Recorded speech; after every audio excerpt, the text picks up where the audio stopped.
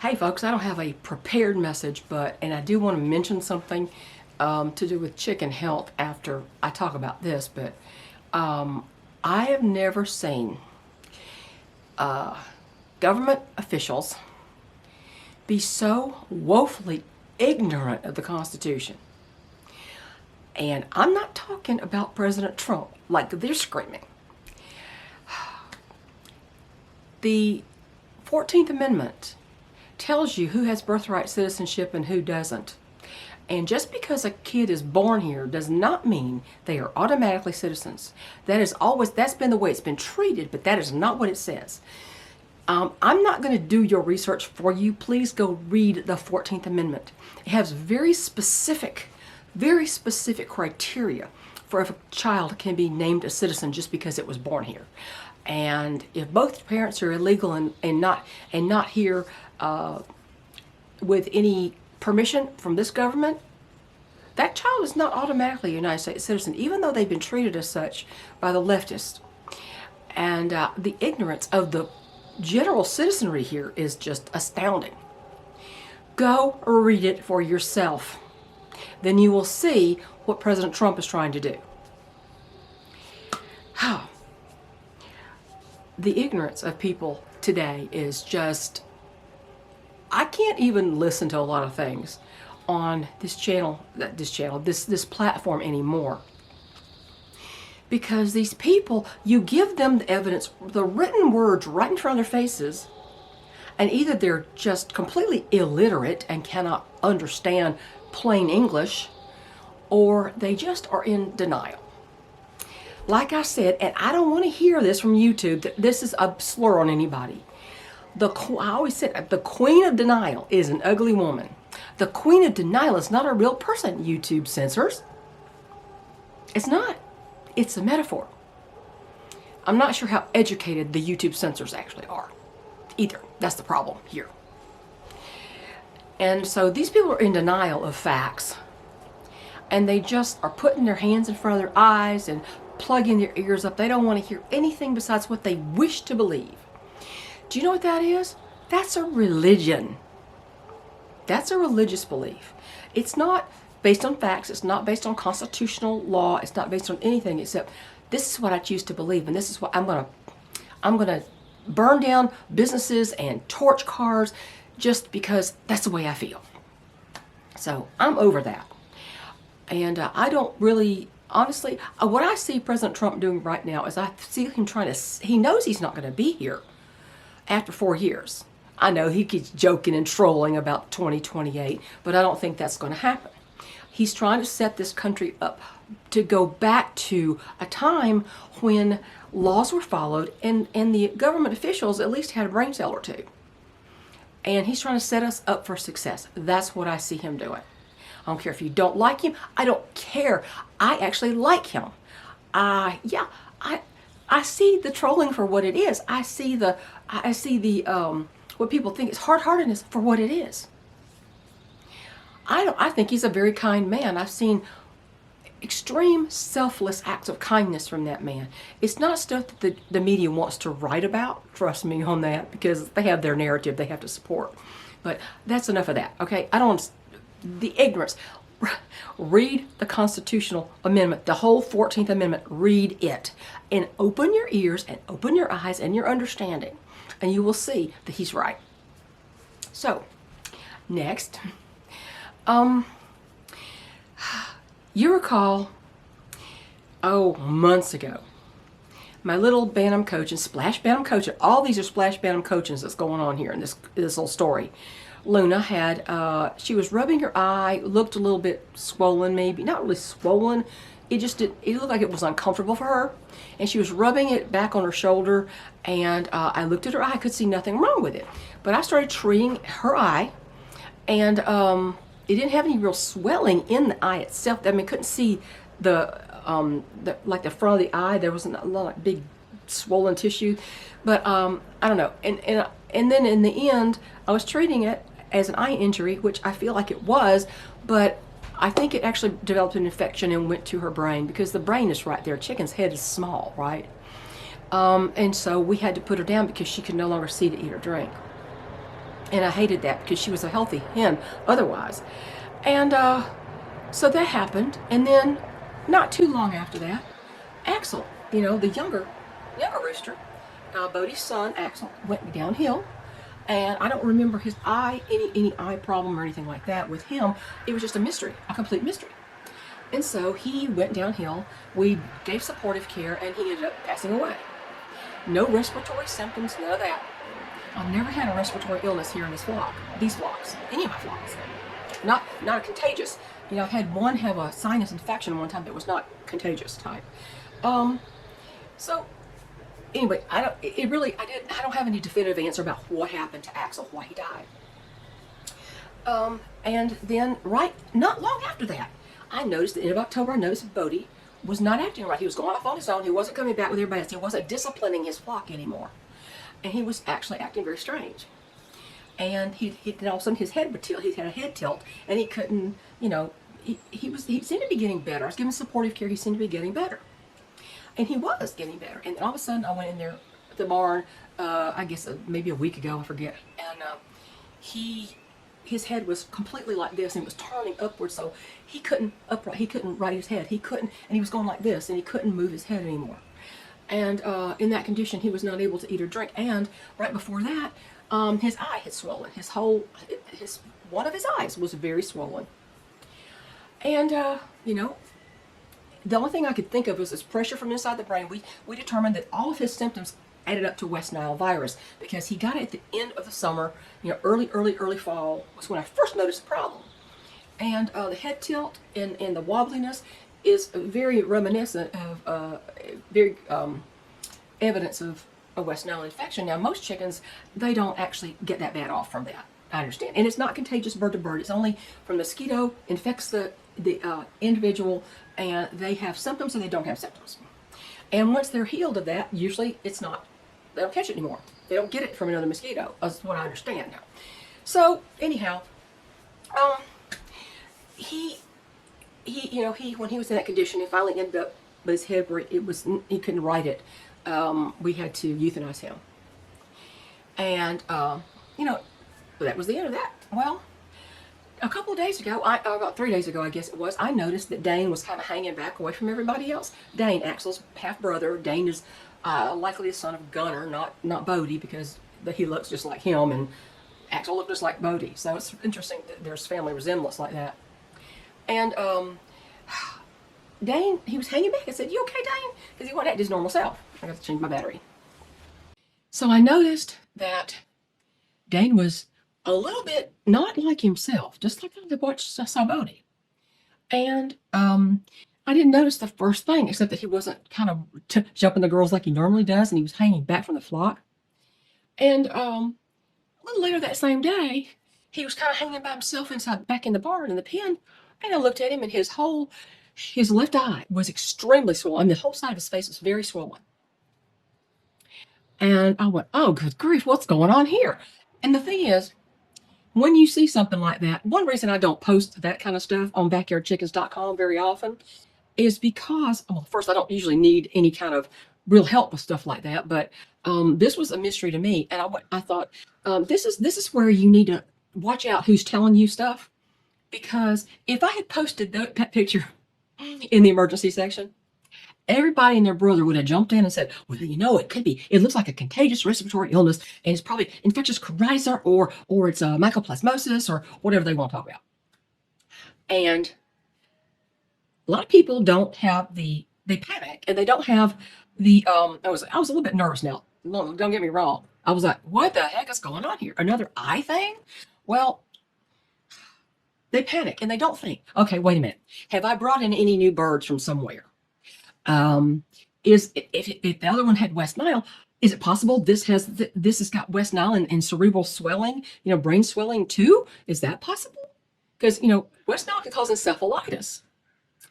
And I think that's what happened to Bodie. I think that's what happened, educated guess anyway, based on my veterinarian friends say so that the West Nile diagnosis thing. And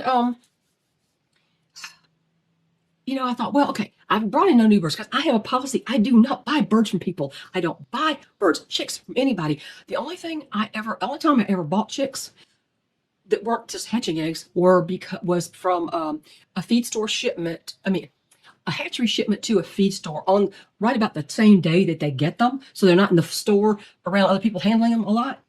And that's what I did with the whole Dirty Dozen gang. And that was the last time I actually brought in any birds that weren't just hatching eggs and I hatched them. That was the last time I did that, right? So I said, okay, so no new birds. It's not, there are no mosquitoes out yet. There are still no mosquitoes out yet. It's not that kind of, it hasn't gotten warm enough for enough time to bring out the mosquitoes. It's brought out bees and wasps. They're going crazy around here. But I thought, well, maybe he could have gotten stung. But there's no West Nile because he couldn't have got it from Bodie. It's not contagious that way.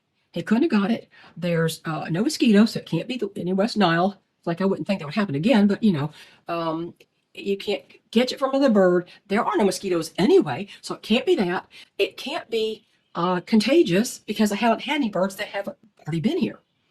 And I started thinking, well, maybe he got stung because I've had that happen before where one hen got stung. She stuck her face in a bush and she got stung by a bee and her face was swollen. Obviously, that's what happens to everybody when they get stung by a bee and swelling, right? Especially if they have an allergy or something. But you get stung in the face, it's going to probably hurt a little bit. So I had that. I thought, well, maybe it's an injury, or maybe he poked himself in the eye with something, or maybe somebody was harassing him and they pecked him in the eye, which happens a lot with chickens. Excuse me, hang on. Oh my gosh, I have to have something. By the way, this Pepsi cup, it's not because I went to Pepsi Pizza Hut cup. It's not because I went to Pizza Hut. Because I didn't. I think it was in one of my son's stuff that he left here. I don't remember ever having one myself. I must have just got it from him. Anyway, dry throat. The pollen is crazy right now. So I'm not getting my bad cough back, but the pollen is drying up my throat. Okay. So I went through all the scenarios about what it could be, and I thought, well, and I separated him into the hospital cage so I can assess what might be the actual issue and how to treat it. So I sent a private message to a very knowledgeable friend, and I said, I don't want to impose on you. I don't want to bother you here, but do you have any idea? Because I'm getting a little bit nervous because it's like Luna had an eye problem. Axel, I don't remember him having any of that. And Bodie, at the very end, he had that swelling in the eye, which could have been brain swelling from encephalitis.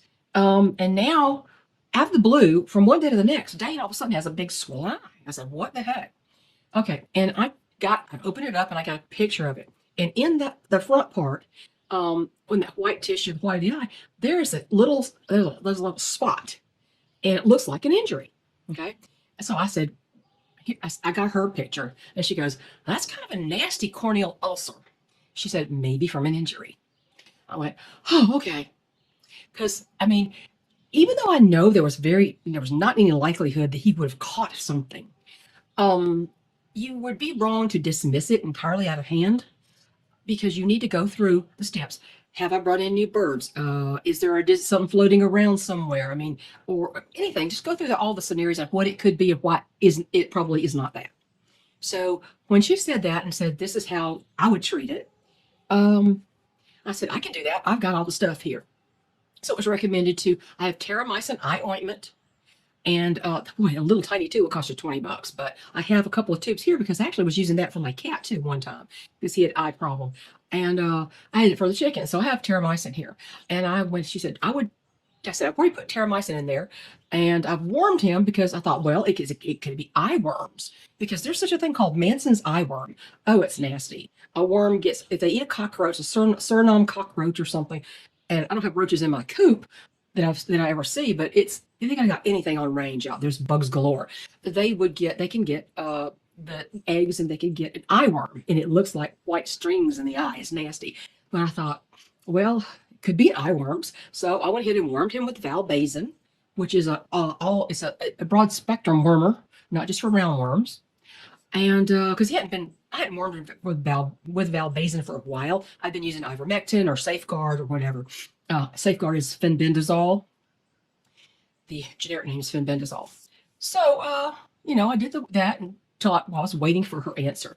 And she said, I would also give, that looks really nasty. She said, I would also give oral. Can you give him an oral antibiotic? I said, well, I've got penicillin injectable, and I may have an old bottle of Tylenol, but I said, I do have a water soluble duromycin, which they don't let you buy anymore, as I understand it.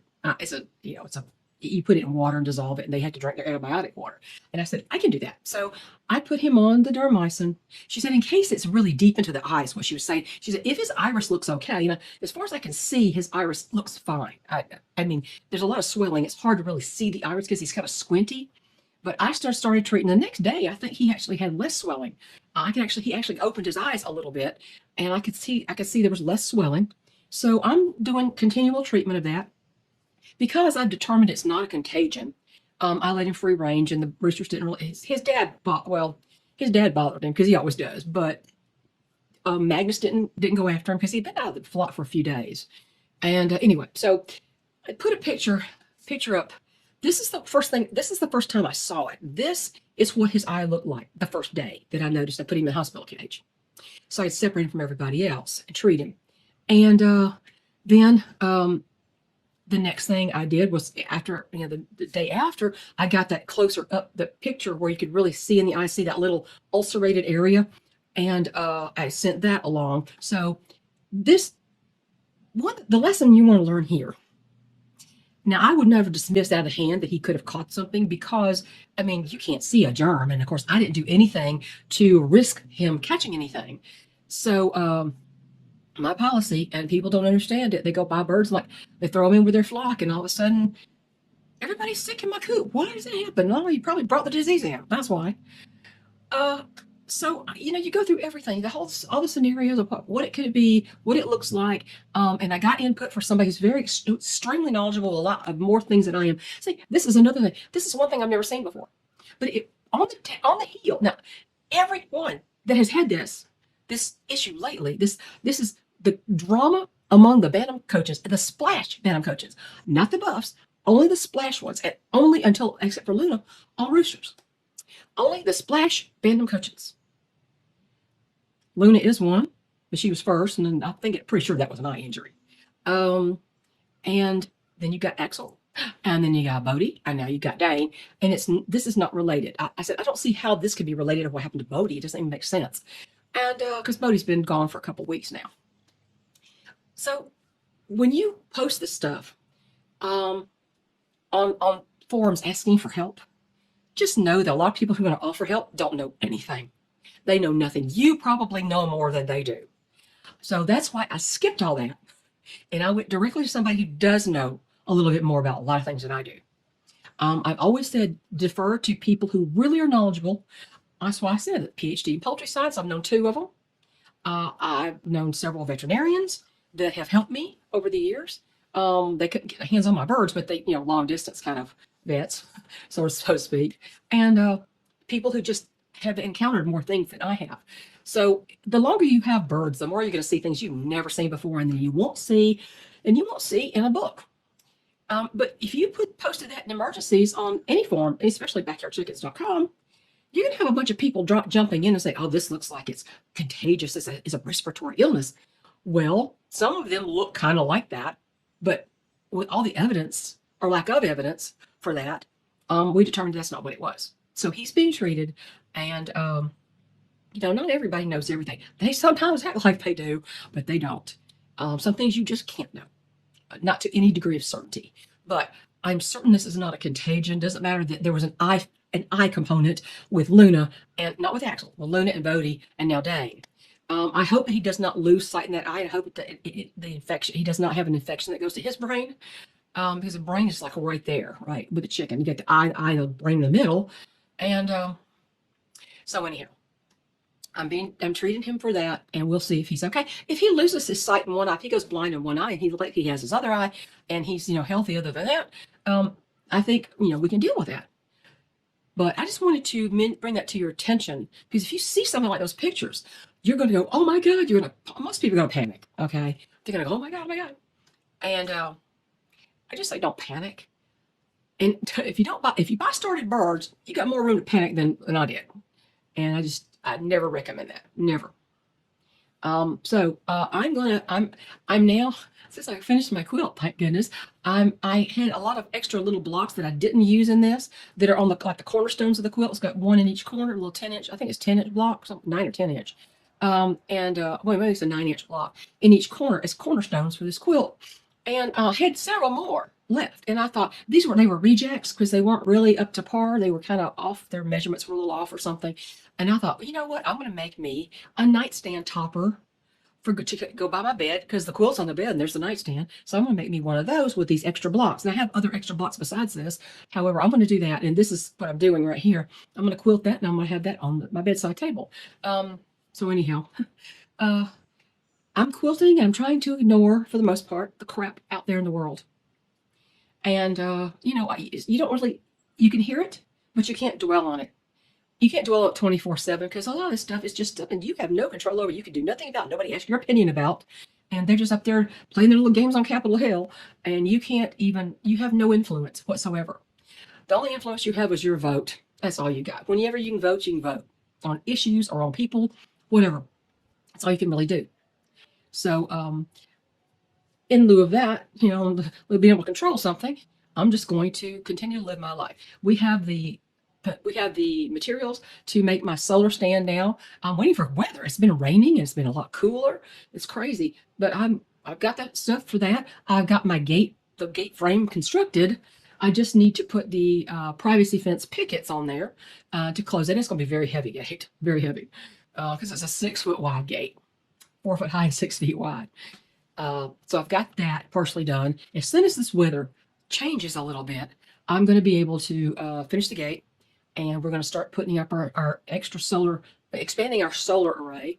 I have to add a couple more batteries. I have like 6 batteries, and I need to add a couple more to go along with all the solar panels. So I've got that going on. But I asked my husband today, I said, when did human beings in this country stop listening to their survival instincts? Why do so many people have a day and a half of food in their house? Why, when there's a storm coming, they go, oh my God, I got to go to the store in the exact time you need to stay at your house because of the chaos out there? And what happens if these people end up with a situation in this country where if a storm is approaching, they say stores are getting locked down, the stores are going to lock their doors, and if you're on the street, you're going to be arrested. Martial law, basically. What happens then and you don't have any food? What happened to your survival instinct? I mean, really, what happened to it? I've seen that a lot, and it's amazing to me in the age of internet information that these people just are so clueless and unprepared. I don't understand it. Now, if something happened now, I couldn't leave this property.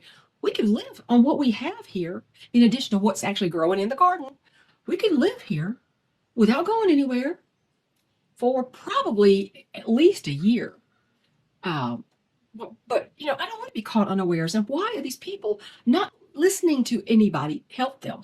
That's another reason I haven't been doing a whole lot of homestead videos lately. I've been doing chicken management videos. That's what I know the most about. And I just, why are they like that? I don't understand where the human survival instinct went. Where did it go? I don't get it. I just don't get it. You can't make people have it. You can't make people do the right thing for their families. And you just have to, you put out the information and you hope somebody listens and just say, maybe we should get a few extra things. Maybe we should dedicate a pantry, a closet in this house to preparation food that won't spoil. But a lot of them just don't. They're too busy with their socializing, and they're going to the gym and buying designer clothes and getting your nails done. Now I know a lot of everybody's like that, but there's even some people who they claim that they're too poor to prepare. Sure you are. No, you're not. No, you're not. We did it on limited income when we only had our military pension. We fenced the perimeter when we only had our military pension and no Social Security for either one of us at the time. And if we did that in increments, because we couldn't buy all the fencing and all the posts at the same time, and now they're so much more expensive. Now I've got a bunch of fencing down there I need to work on too, but that's one thing at a time. And because my husband is often down and out, it's going to take us a while. But we're just really waiting for better weather. But why are these people like this? I don't understand that. I don't understand it. And they get angry with you if you say, "Why do you have any other food besides what's in this pantry here in the kitchen? Do you have any food?" I mean, I see a lot of chips and dips and pretzels and cookies. I don't see any food. So I don't know. And they're in denial, or they're just dumb as a box of rocks, one or the other. So that's my sort of rant for the day. But I want to mention to you that thing about Dane's eye, and how this is, when you see something like that, you should not jump to conclusions. You don't go to the worst case scenario. I mean, if a hen loses the ability to walk, or she's walking funny, oh, it must be Merritt's disease. No, it's not. Not necessarily. No. People who don't know anything they're willing to put in their 2 cents, which aren't even worth that much. And you can't just panic over stuff like that. So anyway, I will talk to y'all later. I'm going to go in. It looks like it's about to rain again. I've got to go check on the little heathens out there in the barn. The Omega rocks, man, they are huge. A couple of boys are like they're just wide. It's tomorrow they'll be 6 weeks old. They're so wide. Anyhow, well, I'm gonna talk to y'all later, and I'm gonna go in there and maybe start that quilt. Go start the quilting on that nightstand topper, and we'll catch you later. Have a good day. Think about this stuff, okay? If you only have, maybe a small closet with a few things in it, make sure you got more than that, because there could come a time when you're not allowed to leave your house. Whether that's right or wrong, you may not be allowed to. Stores may be padlocked to keep down the riots and the crime. They may say, you have to stay in your house. We don't have enough manpower to patrol everything. So you're going to have to stay in your house until the storm passes through. If that happens, are you going to be comfortable there? I mean, what do you got? What do you have? Do you have something to eat? Do you have medical supplies? I don't even want to mention toilet paper because, that was a big thing. You can't eat that stuff, right? Anyway, so talk to you later. Have a great evening. It is Wednesday. I think it's about 3:30 or 4 o'clock in the afternoon. And I got to go check on the kids in the barn and check on Dane and wash out his eye again and put the terramycin ointment in his eye. And if he doesn't seem to be drinking, I'll have to syringe water into his mouth. He needs to get the antibiotics, and he needs to eat and drink. He's not really eating. I gave him eggs yesterday. He wouldn't touch them. I gave him scratch this morning. I don't think he's touched that either. He's probably doesn't feel good. Well, yesterday he was crowing, so he did feel a little bit better yesterday. So think good thoughts for Dane, okay? Because he is a sweetheart. He really is a good boy. Talk to you later. Bye.